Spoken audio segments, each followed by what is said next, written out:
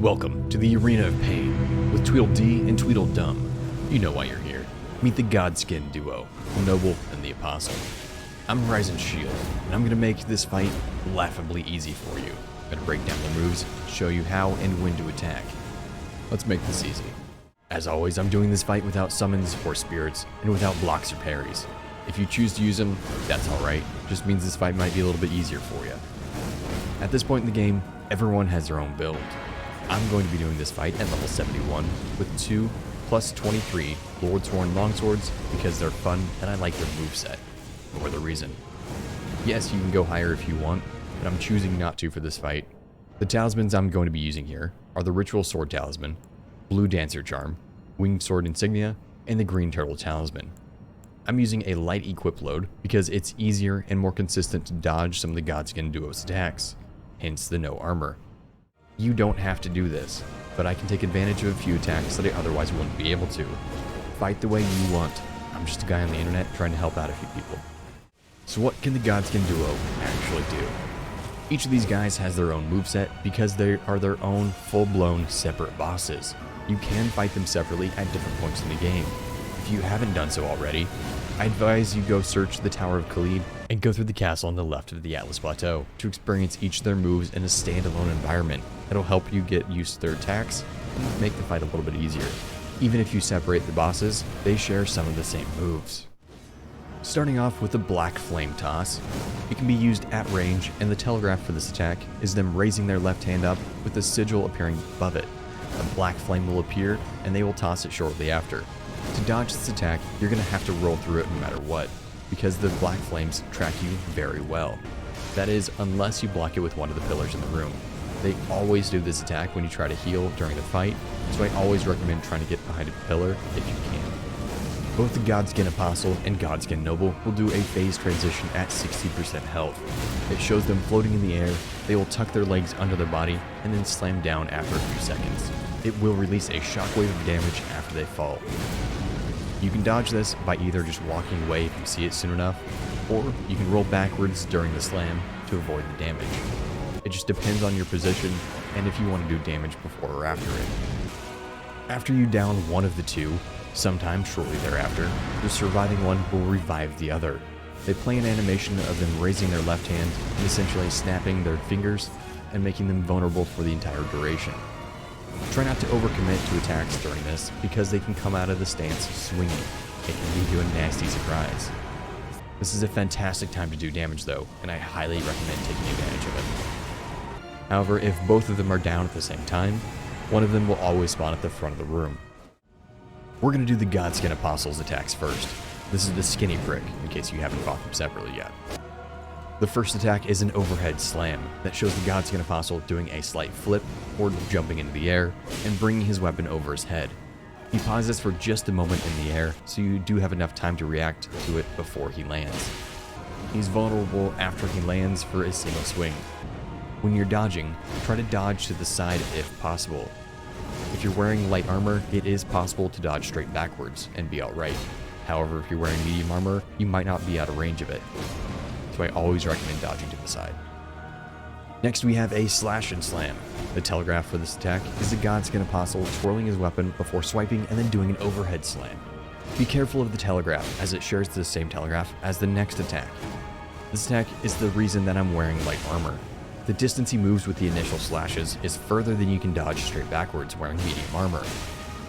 Because the telegraph for the Slash and Slam and the spinning blade are nearly identical, you can't differentiate the two without seeing the attack. This means that the only way you're going to be able to dodge this is to roll backwards and try to get out of the way if you react to it as soon as you see it. Next we have the Spinning Blade. This attack also shows him twirling the blade before he attacks. The difference of this move is that he only spins the blade directly in front of him to move a short distance forward before stopping. All you need to do to dodge this attack is roll backwards as you start to see him twirl the blade. He is vulnerable to attack after he finishes spinning. Next we have the Hook and Pull. This shows the Apostle stabbing his twin blade forward with the hook side towards you. He then pulls it backwards towards him as he swipes it. He stops the blade halfway back and doesn't pull the blade entirely behind himself. To dodge this attack, you can go several directions. You can go to the left side, the side he isn't swiping towards, or you can go straight backwards to avoid it entirely. The dodge mostly depends on your positioning before he starts the attack, because he does recover fairly quickly. Because there's so many moves in this fight, I'm not going to do a full breakdown of every single slash he does like the other videos. Just know that there are several slashes that he does, other than the ones I've already listed. For the most part, there are several sweeps that he can do, as well as a few stabs. He even has a retreat that I'm going to throw in this bucket as well. If there are any swipes that I haven't shown, any of them, just roll backwards. Don't even try to attack during them, they aren't worth taking advantage of. Yes, there are a few that you can get damage in during, but it's not going to be worth it to explain it in detail. After his phase transition, he unlocks several new attacks. To kick things off, we're doing the spinning reach attack. The telegraph of this attack is the Apostle detaching his upper torso and spinning his blade and then reaching forwards towards you. To dodge this attack, roll through the blade, if possible. You can actually walk up to the torso and start hitting him to get good damage in. The stretched part of his torso is also vulnerable if you're able to hit that as well. The lunging stab and sweep attack shows the Apostle detaching his torso before stretching it forwards into the air. He will plunge straight down before dragging his feet forward. He'll then do a full sweep with his upper body. Be careful because this attack can curve after he brings his feet forward. So to dodge this attack, you're going to need to follow him forward. You can roll through the initial plunge if you're too close to it, and then try to stick close to his feet while trying to do damage. Moving on to his black flame attacks, he has two of them. The first one is the black flame whirlwind. This shows him twirling his blade above his head while black flames slowly move out from his body. To dodge, since you can't do damage during this attack, just run away. You can sprint out of the area fast enough as long as you see it coming. Try not to back yourself into a wall, otherwise you will get damaged. There is also a black flame sweep. This attack is telegraphed by him detaching his torso, then he'll do two full sweeps around his body. There are several ways you can dodge the attack. The first and simplest is to walk away. If you aren't comfortable with the attack, don't even worry about it. However, if you're standing directly next to him, the easiest way to dodge is going to be rolling straight backwards for this first sweep, and then straight forwards for the second sweep. You can even get damage in after he finishes it. Surprisingly, that wraps up the Godskin Apostle. Next, we're doing the big boy with the sharp stick, the Godskin Noble. Kicking things off, we have the Black Flame Ring. This shows his left hand glowing with a black flame and reaching downwards. As he brings his hand up, a full firewall will surround him entirely. To dodge this attack, as long as you see it coming, you can just roll backwards. Unfortunately, he can't do any damage during this attack, or possibly for the next several, because he likes to stay inside the flames. Next, we have the Hilt Slam. He slams the hilt of his weapon straight into the ground. He can do it once or twice, two variations. You can tell them apart by the sound that they make when they are happening, as well as the speed that they happen at. It is also slow enough that you should be able to dodge out of the way, regardless of how close you are, unless you overcommit to your previous attack. He is very vulnerable after this attack, and it's a very common one. I highly recommend you take advantage of it. Next we have the Simple Thrust. The telegraph for this move is him holding the sword above his head, pointed directly at you, and then waiting for a moment. There is also an audio cue for when he does this attack. When you get used to the attack, the dodge is more just kind of by instinct and timing than anything else. You can watch his hand start to drop, and then he'll be launching immediately afterwards, but it's not a great telegraph. There are several moves that he can do before this thrust, such as general stabs and sweeps. Just know that anytime that he does this thrust, you can take advantage of it. If you're too close after some of his moves, he will try to make you show some respect and try to backhand you. The telegraph of this attack is bringing his left hand to his chest before swinging it forward. The attack is very simple and is easy to punish as well. In the first phase, there's not a lot of ways to do damage to him. So, if I haven't listed it yet, I'm going to throw it in the bucket of various stabs and swings. This includes like the stab and backhand of the hilt, as well as just regular stabs and sweeps, the vast majority of his attacks. You can't punish any of them, so I'm not even going to list them here individually like the other videos. So for any of the attacks that I haven't listed, just walk backwards and try to get out of range for all of his attacks. After his phase transition, he gets several new moves, just like the Godskin Apostle. The first of his moves, and the most iconic, is his roll. The attack is telegraphed by him just puffing himself up before jumping in the air and then rolling on his side. He will then roll towards you relentlessly for 10 seconds unless he hits you. You can dodge this attack by rolling in the direction of his head at a diagonal towards him. However, that's far more complicated than it needs to be. You can just place something in between you and him, such as one of the many pillars around the room, and it should dodge it just fine because he can't roll over the pillar.